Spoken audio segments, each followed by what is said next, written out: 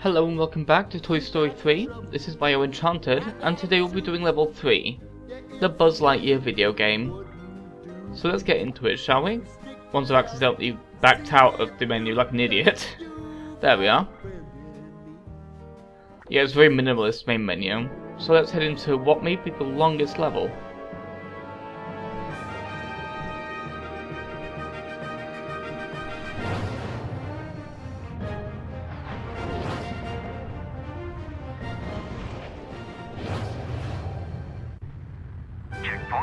This level, as I mentioned, is fairly long, but it's also fairly cool because it's got some interesting gimmicks to it.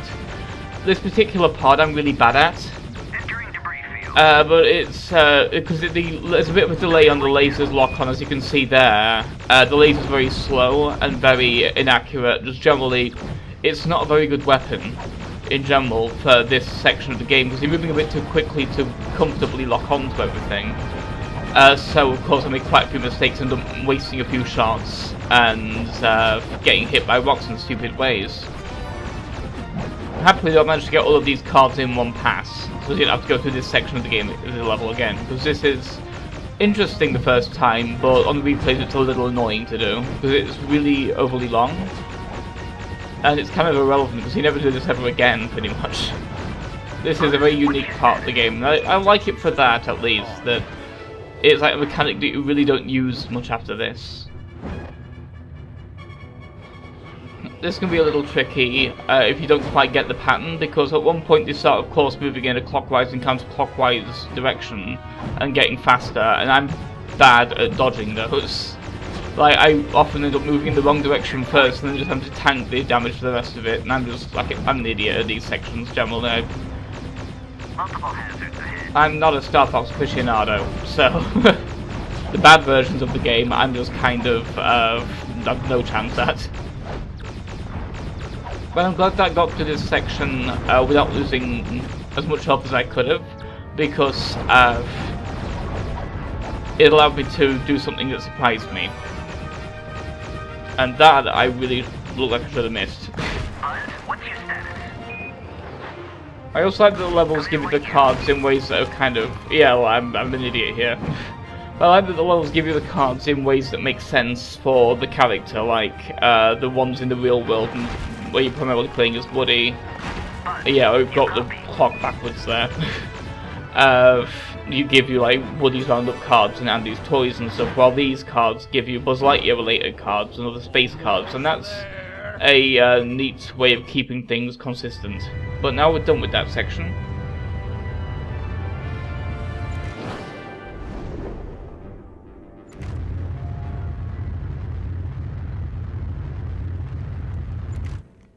Buzz, what's your status? This part's pretty cool atmospheric, I actually quite like this part. I quite like how much damage these meteors do. Here it's not very big, but if you start trying to stray off the path, like I'm about to do here, as you can see, the craters are getting nastier and nastier. This is basically how the game walls you off from going outside the area. It just destroys the area. It's a fairly linear path, but it's a very cool aesthetic, and I quite like watching the whole planet basically getting the shit kicked out of it by meteors. It's an interesting visual. Makes sense for the kind of more of a moon than a planet, but it makes sense for where we are, and it's visually interesting as well. And of course, because we're actually Buzz Lightyear in this section, not the Buzz Lightyear toy, we can actually use our jetpack to actually limitedly glide and stuff. But that was a big one. Let's hope it doesn't get much worse than that.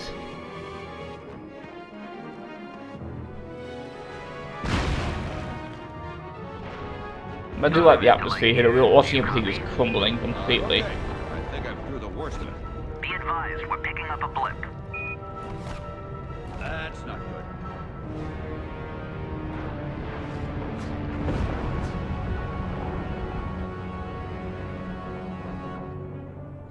I think it's safe to say it got worse.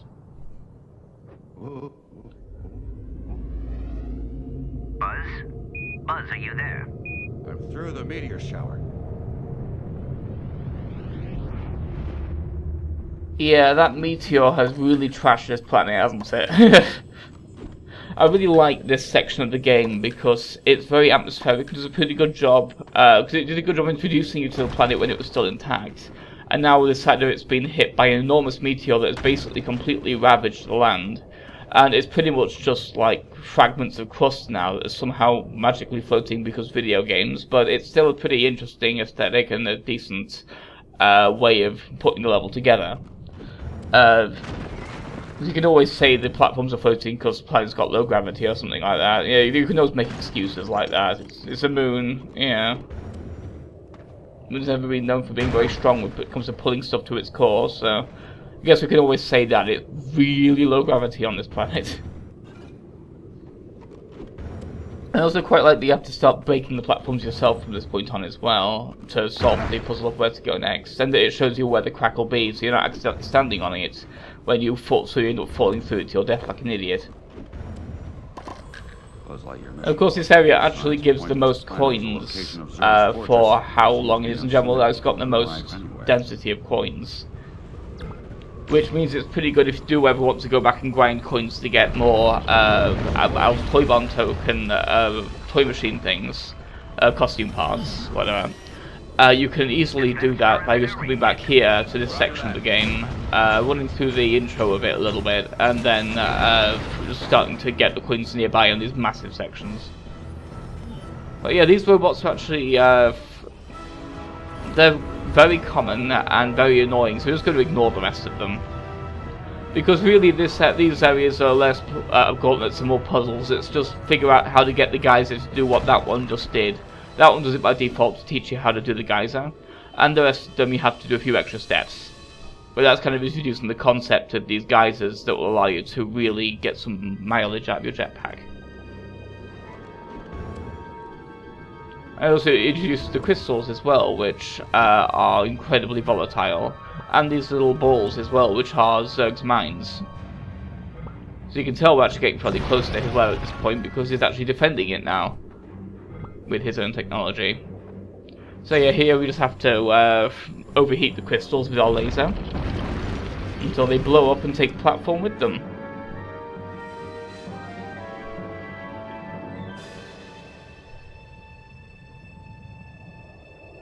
Just me taking in the environment, because it's a nice environment, this area. It's a little repetitive, but it's an interesting idea that's, in my opinion, fairly well implemented.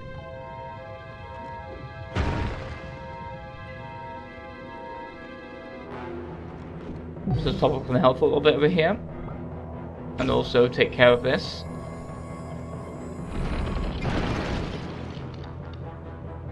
You can kind of tell what shape platform they'll form as well by like the shapes that the actual platforms are making. It allows you to kind of, I wouldn't say plan your route, because you just need to take them out as they come. Really, it's fairly straightforward. And yeah, don't blow yourself up. But it does a good job of showing you where they will end up, and that's pretty cool.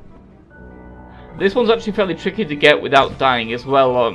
This is the first time I've ever actually managed this, because what you do is blow up that, and then quickly hop across these platforms while they're still moving and hope you make it, and there we are. I always fail that. I always end up grabbing the item, dying, and just having to go through the normal way, because when you get the items in this game, they're got. You don't have to re-get them or anything if you die. They just get in the collectible menu and stay there. So even if you die after getting a collectible, it doesn't matter. The collectible is still got. But there, I actually managed to do what the game wanted me to do, which is the first time I've ever managed to do that little jump, so that's pretty cool. I was quite happy with that. And here's the actual puzzle. We need to build pressure to blow open more, to get the geyser more powerful. But of course, as the pressure of the geyser increases, so does the pressure of the combat, and it spawns more and more robots in to just start taking pot shots. Didn't mean to dash there, I meant to do the ground pound, but I hadn't pressed jump first. It's a bit finicky here. Because one part I don't like about this section is that how finicky that part is. Here's a much more elaborate one of these, which has quite a few collectibles in it.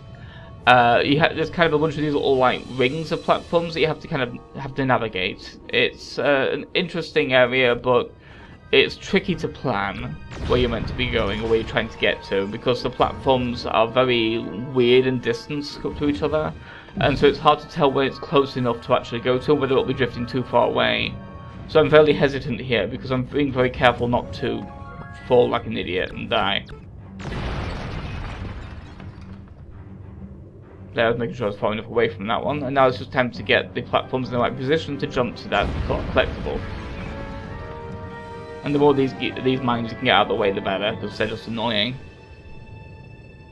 But I do like the design of the craters though, with like the massive cracks we can see lava coming through and everything. It's a cool look for the craters, that they're not just black dents. There's a little something more to them there, that's a pretty good visual.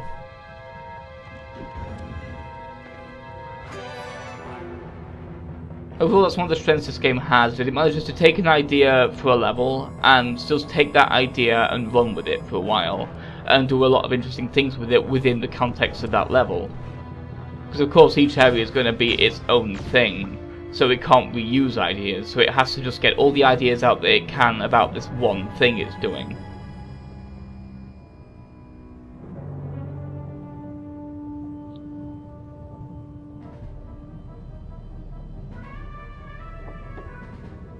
Of course, the Buzz Lightyear video game is, in very nature, unrealistic, because it's meant to be on a SNES controller, but we'll always allow that kind of thing in movies. It's just like a thing.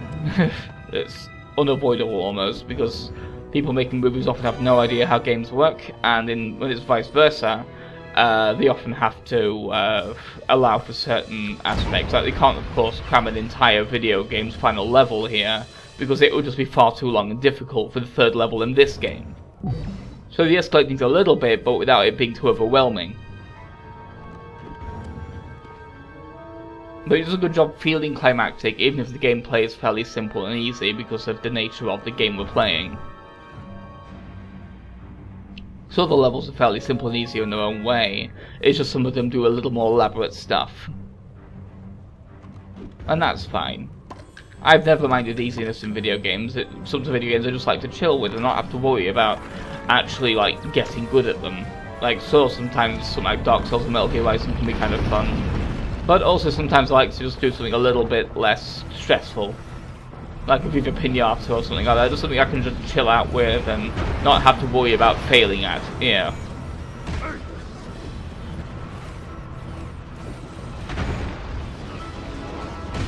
Because there's enough stuff in real life that you can suck at, like, say, a job or whatever, that being able to have a game where it's just kind of impossible to suck at it can be that was annoying, but it can be nice to have something where it doesn't matter that you suck at it, because it's not going to make you be good at it, it's just kind of...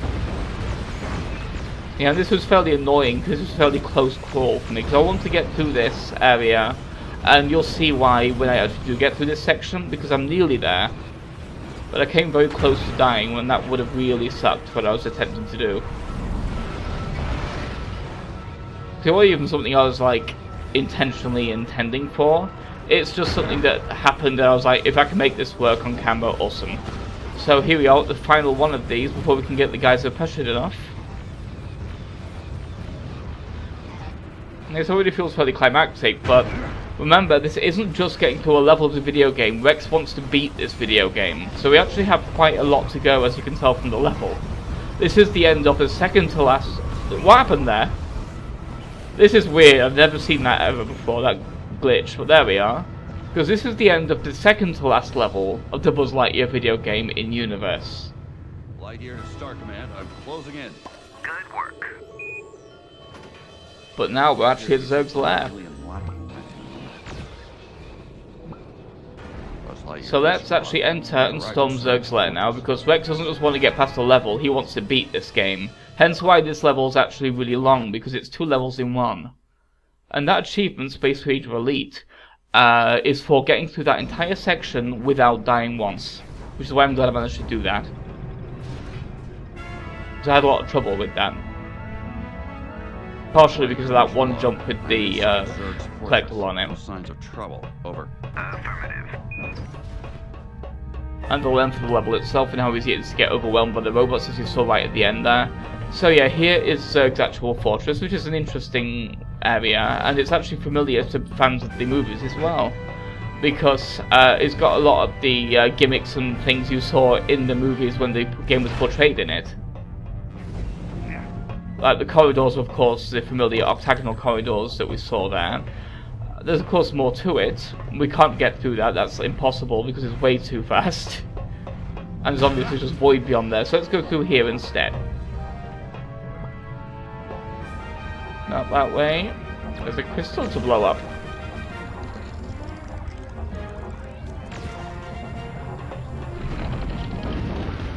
There we are. I quite like the creaking sound the crystals make. It's a very satisfying noise. This looks like a death pit, but it's not. It's weird that way. But this is the other section of the Zerg's Fortress area. The back tunnels opposite the fortress itself.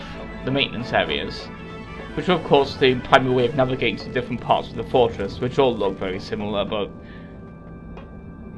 you know, we're descending through the bowels of the planet, so we'll see what we can do here. I quite like the way it keeps changing the kinds of platforming you're doing from like, whoops, my bad there, from like the behind the back kind of navigation, and this was a nightmare to get, by the way. I had to cut a lot of attempts at this out.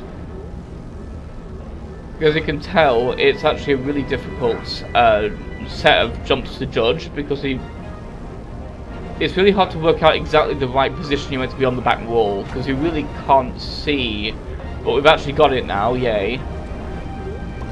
But there you have like the standard platforming of the rest of the Toy Story 3 game, then you have like some top-down platforming, and now you have some side-scrolling stuff as well, and it does a pretty good job mixing the different kinds of control schemes together with different obstacles based on what we're dealing with.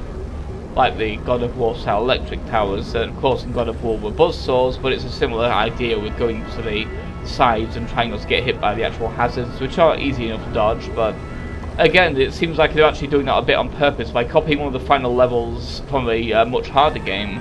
They're giving the impression that this is the final level of a different game within the Toy Story universe, which is, if intentional, a clever way of doing that kind of distinction. Yeah, those pits are like, you just need to drop down there pretty much to get to the next section.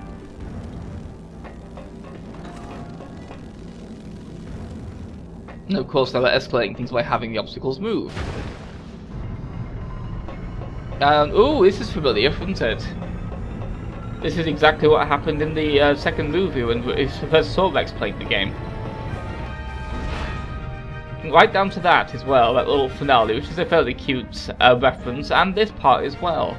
I quite like the way it references the movie using these mechanics. It allows you to kind of figure them out for yourself, and of course, every time you touch one of these colour blocks, it makes all the other blocks of the same colour fall. So the puzzle there is figuring out which blocks to go for in which order. But I do like the way they work this stuff you saw in the movie into stuff in the actual game as well. That's fairly neat. This part's a little embarrassing, you'll see why, because I'm a bit of an idiot here. This will require precise timing. Plus it's right, but I don't have precise timing, so I accidentally got a little bit stupid here. Thought I could just make it through that, but nope.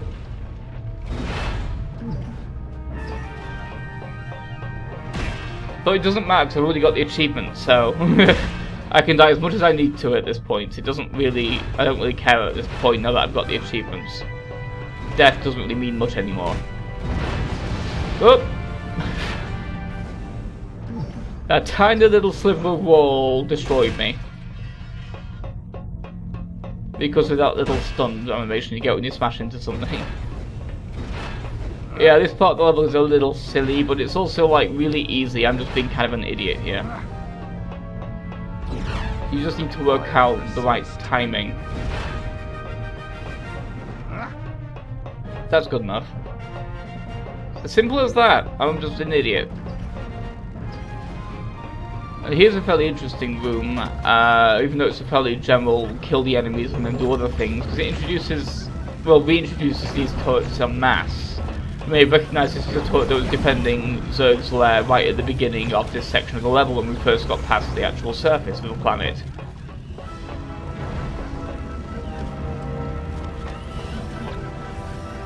But you have to get close enough to actually hit them with the laser, so we have to take these out. And of course we don't have to take all the enemies out, but it helps, so let's do it.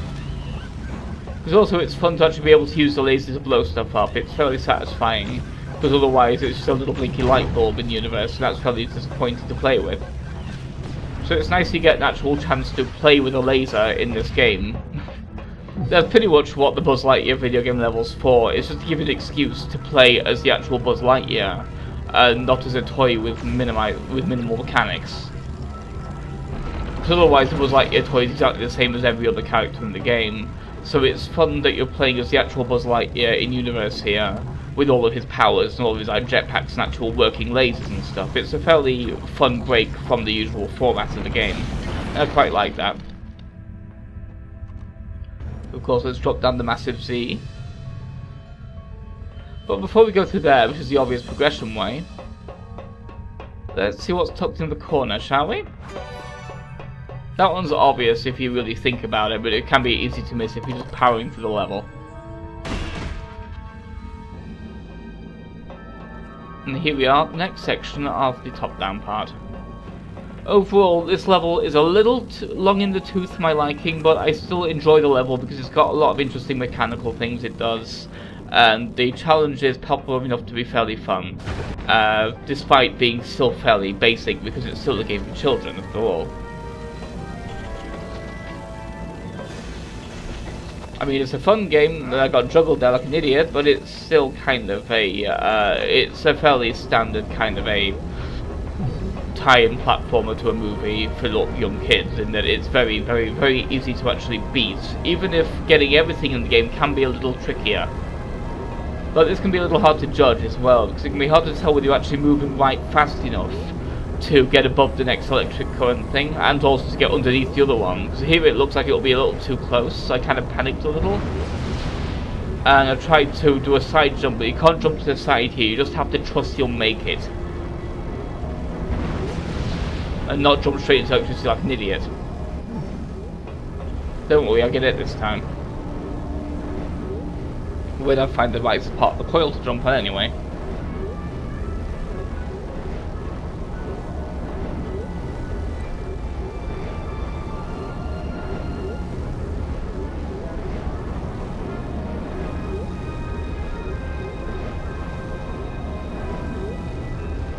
There we go, we have just enough clearance to get past that without being zapped. Just enough, if we're fast enough.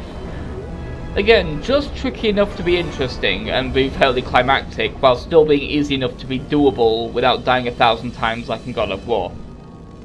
Although I honestly didn't find that section in God of War to be all that bad when I got to that part. I think it's because it'd been hyped up as so difficult, and I was like, I can work out the pattern here, this is okay. But it's because I played that game fairly late though. I played that game only a few years ago, and didn't much care for it. I thought the original God of War at least was really boring, and I have no intention of playing any of the other ones.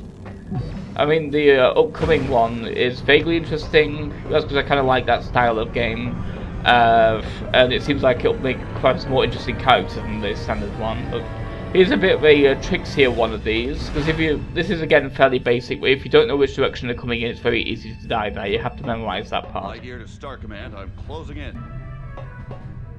Here, I actually screwed up the puzzle so many times, it actually puts little platforms in that won't fall, to make it super easy to get through, because again, game for children, I can see what they're going for there. They're trying to not make it frustrating by giving you a bit of an out if you're just bad at figuring that kind of puzzle out, because that one's fairly tricky, honestly. Because you have to be constantly moving on those puzzles, and I'm bad at that kind of thing in general. So here we just have to destroy everything in the room, all the turrets, all the robots that spawn in, just everything. It's just blow the world up, and that's always fun. This is basically the final gauntlet before the actual final boss of this level, and the final boss of the Buzz Lightyear game, of course.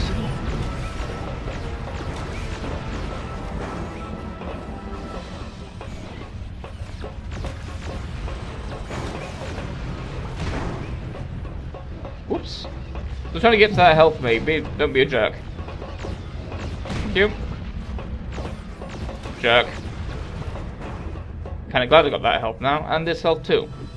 But now I've destroyed all the threats, the room opens, and allows us to finally go toward a final confrontation, once we've got past these little laser cut barriers.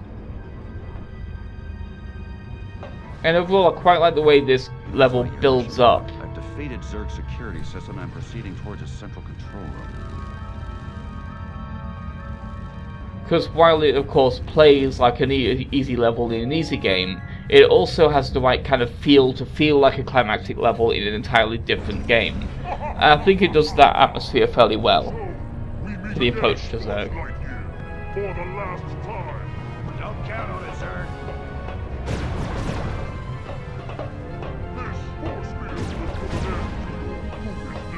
Yeah, well, but luckily his force field's powered by a little crystal, and we know what to do with crystals, don't we? Again, very easy fight, but an interesting enough one. Because we have the little bullet hell action when it comes to his, and then he spawns robots in, you have to kill all them, and it's a fairly basic pattern for a boss, but the way it escalates is neat, and of course you end up getting harder and harder waves as it goes on. It's a decent enough boss fight for the placement in the game it's at. It's fairly basic, but it's also the game's first real boss as well. Because the game doesn't really have boss battles. It's not that kind of game. You know, it's at least not like proper big story bosses of, oh no, the main villains are piloting a giant robot in real life, what are we going to do? Because it's just being fairly grounded like the movie is. So again, this is a final boss of an entirely different game that's being simplified for the purposes of being included in this game, and that's a decent way of doing that kind of thing. But now, of course, he's starting to be a bit meaner by throwing shockwaves at you. But luckily, Zerg doesn't really have that much health, so it doesn't take much more brute forcing to get him down. There we are. Your evil plot ends here.